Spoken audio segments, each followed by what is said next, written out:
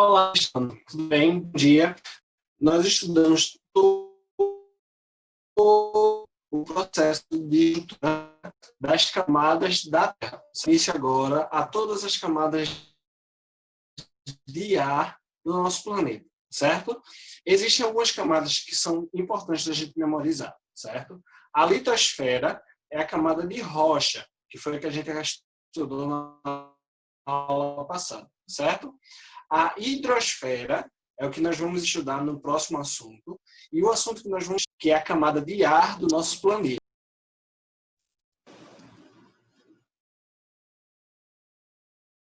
A atmosfera nada mais é do que toda a camada de gases que compõem o nosso planeta, tá certo? Como o nosso planeta é feito por rochas, certo? E no núcleo dela, do nosso planeta, é composto por rochas em estado líquido, essas rochas, elas vão dar estruturas para a combustão, certo? E essa combustão vai liberar gases na atmosfera, nas camadas de gases, e esses gases vai proporcionar a vida no planeta Terra, certo? Então, a atmosfera são todas as camadas de ar, como eu já disse, ok? E esses gases envolvem o planeta Terra, tá? E cada camada dessa tem uma função específica do nosso planeta. Se nosso planeta tivesse uma camada a mais ou a menos, a vida seria totalmente diferente, tá bem? Então, o nosso planeta, ele sempre apresenta uma atividade muito grande, tá? E essa atividade, ela vai regular o sistema e como é que se funciona o nosso planeta, tá certo? Seja ele as chuvas, seja o processo de luz que nós recebemos, se for mais intensa ou menos intensa, tudo isso é regulado pelas camadas de ar do planeta Terra, tá? Então, são 5 camadas ao total. A primeira é a troposfera, a segunda é a estratosfera, certo? Vai apresentar 3 coisas: temperatura, certo? Pressão e densidade. O que é? Pressão é a força que exerce em todas as direções, tensionando os corpos e objetos. Como assim? Vamos lá. Vocês já tomaram banho de piscina e já notaram que o fundo da piscina é muito mais pesado, mais difícil de a gente manter o nosso corpo lá do que a superfície? Bem, isso ocorre por vários fatores. E um deles é a pressão, tá certo? A pressão que tem no fundo da piscina é muito maior do que na superfície, tá? Por que isso acontece? Porque quanto mais fundo nós vamos, mais cercado de água nós estaremos. E essa água nos cercando vai fazer força para dentro do nosso corpo e, em resposta, o nosso corpo vai fazer uma pressão, uma força para fora, tá certo? Então, quanto mais fundo nós vamos, mais pressão o ambiente vai exercer, tá certo? A mesma coisa é se nós formos para lugares mais altos. Quanto mais alto, menos pressão, tá? E quanto menor a pressão, menos ar nós vamos conseguir respirar. E a falta desse ar é chamado de ar rarefeito, ok? A temperatura é o grau de calor ou de frio que um determinado corpo apresenta, tá certo? Então, a temperatura ela vai variar de acordo com o calor ou o frio que estiver o local, o ambiente ou o corpo, certo? Então, densidade é a relação da massa com o volume, certo? Quanto maior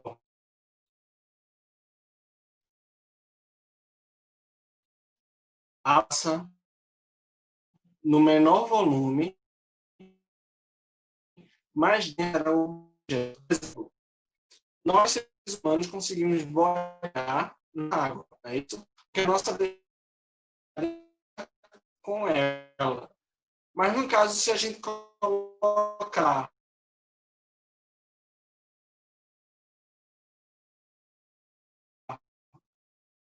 uma pedrinha ou uma muito grande e um muito pequeno. Então, objetos com uma massa muito alta sempre tenderão a afundar na água, ok?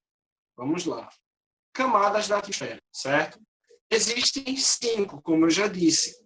E quanto menor a concentração de ar, certo?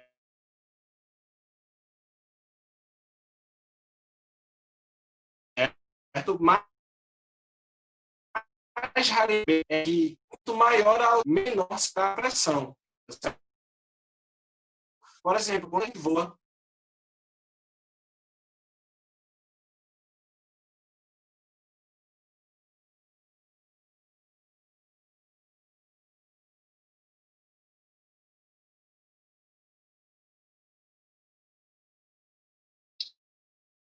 quem tiver maior expansão do ar, certo? Do gás. Quando o ar ele se expandir muito em altas temperaturas, ele normalmente entra em combustão, ou seja, ele é fogo, tá certo? É com essa propriedade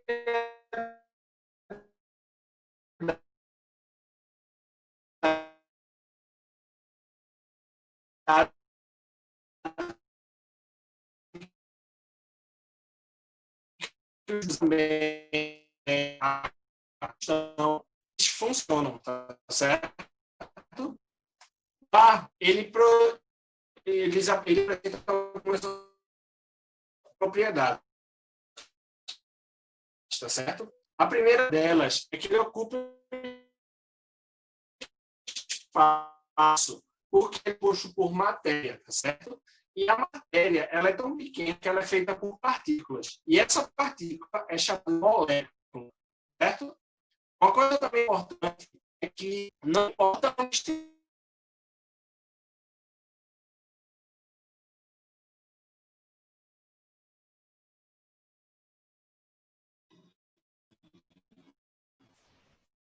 cadê? O ar comprimido que nós utilizamos na pistola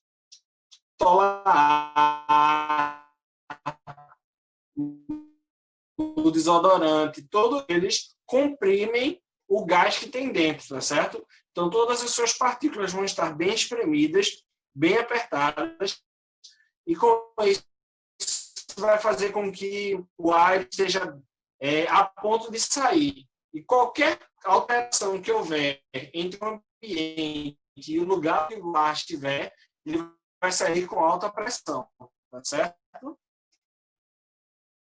O ar, ele é composto por vários elementos.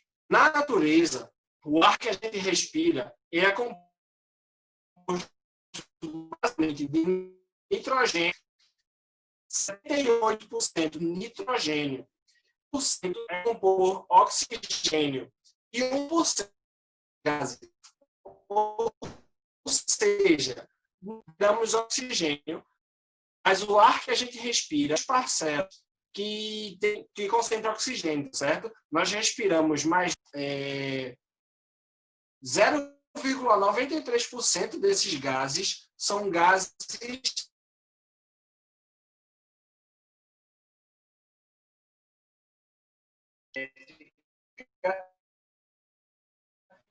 eles liberam a cor diferente, tá certo?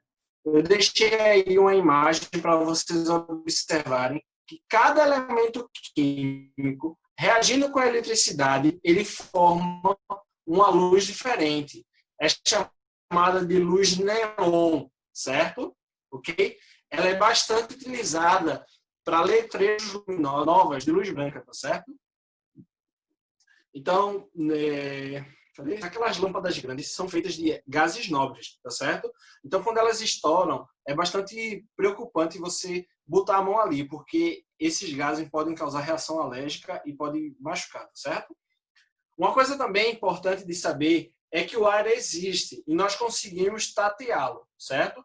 A gente consegue aprisionar o ar de diversas formas, seja respirando, seja colocando ele em balões, tá? Ou em sacos de papel, nós conseguimos comprimir e condicionar o ar dentro de espaços e recipientes, tá? Então, todo espaço ele é preenchido por ar, a não ser que seja o vácuo, certo? Quando ele é encontrado no vácuo, é um ambiente totalmente isolado e sem a presença de ar por completo, tá certo? A gente também pode perceber o ar quando nós sentimos ele pela nossa pele, quando nós estamos recebendo vento e tudo mais. Uma coisa importante de saber é que as camadas de ar do nosso planeta, elas naturalmente bloqueiam o excesso de sol, certo? Como nós vamos ver mais para frente, mas ela também reflete o sol dentro do próprio planeta. Esse efeito é chamado de efeito estufa. É um processo natural do planeta que ocorre desde o seu surgimento, desde a sua origem, por conta dos gases que formam uma espécie de espelho, como é o caso do gás carbônico, tá? E esse gás, ele reflete a luz de volta para o planeta. Isso favorece ao aquecimento, para manter a Terra quente. Só que o que acontece? Com o excesso de poluentes, o excesso de fumaça e o excesso de produção de materiais industriais, aumenta a concentração de gases como o gás carbônico. E isso aumenta o efeito estufa. E esse efeito estufa fica normalmente concentrado em regiões muito urbanas. E aí aumenta muito a temperatura das cidades, tá certo? É importante de saber que se nós estivermos em uma região que seja urbana, em uma região rural de um próprio estado, a gente consegue perceber a diferença. Enquanto a cidade faz um calor muito grande durante os horários de pico, como meio-dia, 1 hora da tarde, no interior, essas regiões, apesar de fazer sol, a brisa é muito mais refrescante do que nas cidades, tá certo? Isso é por conta da concentração de gases poluentes. Vamos lá. A nossa primeira camada. A primeira camada é chamada de troposfera. É nessa camada onde os aviões comerciais voam, é onde também os balões são utilizados, tá certo? Onde se formam as nuvens, a chuva, onde as aves voam, onde nós vivemos, tudo isso faz parte da troposfera. E a troposfera vai da Terra, certo? Da parte onde nós pisamos, até 12 quilômetros de altura. A partir desses 12 quilômetros vem a próxima camada, que é a estratosfera, certo? A estratosfera é uma camada de gás que é composta basicamente por ozônio. Esse ozônio, ele filtra o excesso de raios ultravioletas. E esses raios ultravioletas em excesso causa feridas na nossa pele. E também pode causar tumores e até mesmo câncer, tá certo? Se vocês notarem, toda essa camada azul que vocês podem ver nessa imagem que eu separei para vocês, toda essa parte azul fora da Terra é a camada de ozônio, tá certo? Essa parte mais clara, brilhante aí, é a camada de ozônio, tá? E ela fica dessa forma porque ela reflete a luz do Sol. Como ela funciona como um espelho para eliminar boa parte da luz do Sol, quando os raios da luz elas refletem na camada de ozônio, elas brilham, tá? Aí dá essa cor azulada. Uma coisa também importante é que na mesosfera é onde os cometas eles são destruídos. Todas as estrelas cadentes que nós vemos no céu, elas são queimadas e destruídas na mesosfera, tá certo? Ela tem uma temperatura muito baixa, ela é a camada que apresenta a menor temperatura, que pode chegar até menos 90 graus, tá certo? Essa camada, ela apresenta uma pressão muito grande, mesmo estando uma temperatura muito baixa. E é por isso que os cometas e os materiais rochosos que entram em contato com o nosso planeta são destruídos nessa camada. A próxima é a termosfera, tá certo? A termosfera é chamada assim por causa da sua alta temperatura e a sua carga ionizada. O que isso quer dizer? Quer dizer que essas cargas ionizadas, essa energia elétrica que circunda essa camada toda, ela faz com que haja uma interferência no sinal de rádio, tá? Então, todos os astronautas, quando tem uma alta concentração de moléculas ionizadas, interferem no sinal de comunicação. Então, os astronautas eles perdem o contato, literalmente, com a Terra e ficam sem sinal quando as cargas ionizadas estão muito concentradas. Isso também afeta em um fenômeno natural do nosso planeta, tá? Eu separei também a imagem aí. Vocês podem ver que essa faixa verde nada mais é do que os íons se concentrando. E essa concentração ocorre nos hemisférios norte e sul, por causa da polaridade da Terra. E aí, essa polarização magnética carrega os íons e aí a gente pode ver eles de forma luminosa, tá certo? Essa forma luminosa é chamada de aurora. Existem dois tipos de auroras, tá? Existe a aurora boreal, que é a mais conhecida, que fica nos países nórdicos do hemisfério norte, e existe a aurora austral, que são as auroras que ocorrem no hemisfério sul, certo? É muito raro você encontrar uma aurora austral no sul do nosso planeta, porque é onde ocorre a maior concentração de humanos. Então, com isso, aumenta a luminosidade do planeta, dessa região, e dificulta a observação desses fenômenos terrestres, tá certo? Mas existem dois tipos de aurora, boreal e austral. E, por último, vem a exosfera. A exosfera é a última camada. Essa última camada ela é tão fina, que poucos centímetros de distância dela já faz com que os objetos, os satélites artificiais que o ser humano produziu, percam a órbita, tá certo? Então, essa camada é também onde se encontram os gases nobres, tá certo? Como o hélio. Outro elemento que é abundante na exosfera é o hidrogênio, tá bem? Essa é a camada mais rarefeita, porque, como eu disse, ela é a última camada, é a mais distante e é onde separa o vácuo do universo das camadas de ar do nosso planeta.